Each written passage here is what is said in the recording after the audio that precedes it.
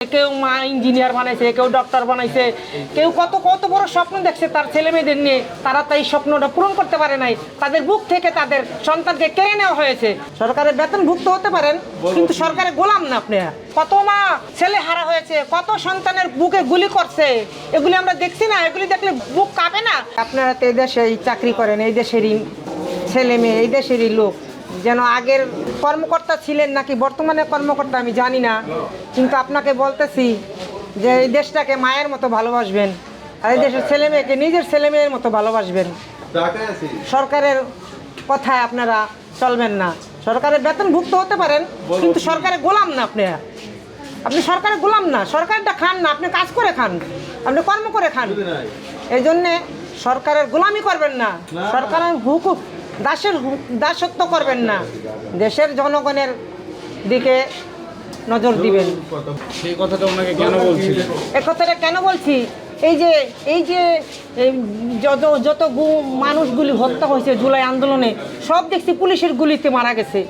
সবগুলি লোক পুলিশের আইনের লোকেরা আইনের নাকি বিচার করে, তারা নাকি আইনের লোক, তারা আইনের লোক হয়ে এই ছেলে মেয়েদের হত্যা করছে। আমাদের ছেলেদের বয়সী ছাত্রগুলিকে হত্যা করছে। কেউ মা ইঞ্জিনিয়ার বানাইছে, কেউ ডক্টর বানাইছে, কেউ কত কত বড় স্বপ্ন দেখছে তার ছেলে মেয়েদের নিয়ে, তারা তাই স্বপ্নটা পূরণ করতে পারে নাই। তাদের বুক থেকে তাদের সন্তানকে কেড়ে নেওয়া হয়েছে। কিন্তু এরা সরকারের দাসত্বরা, গোলামেরা এই গুলিগুলি করে মেরেছে। তারা সরকারি নাকি প্রশাসন, তারা নাকি সরকারের হুকুমে চলে। তাইলে এই জন্য এই লোকটাকে আমি বললাম, দেখেন সরকারের হুকুমে চলবেন না, সরকারের গোলাম হবেন না, দেশের গোলাম হবেন, দেশের মানুষের প্রতি দয়া শ্রদ্ধা করবেন। যে ওটা তো আমারও ছেলে হতে পারে, আমারও সন্তান হতে পারে, কেন আমি ওর বুকে গুলি চালাবো? কেন আমি সরকারের কথা তার বুকে গুলি চালাবো? সে তো আমারও সন্তান হতে পারে। আমরা সরকারের গোলাম না, আমরা জনগণের স্বার্থে জনগণের সেবা করার জন্য আমাদের রাখা হয়েছে, জনগণের সুবিধা অসুবিধা দেখার জন্য আমাদের রাখা হয়েছে, জনগণের বুকে গুলি করার জন্য রাখা হয়নি। জুলাই গণঅভ্যুত্থানে আপনার কেউ কি শহীদ হয়েছে কিনা? আমার শহীদ হয় নাই বাবা, কিন্তু আমি দেখেছি না কত মা কান্না করতেছে, কত মা ছেলে হারা হয়েছে, কত সন্তানের বুকে গুলি করছে, এগুলি আমরা দেখছি না? এগুলি দেখলে বুক কাঁপে না? আমারও তো সন্তান আছে, আমার সন্তানও তো আজকে রাস্তায় বের হয়েছে।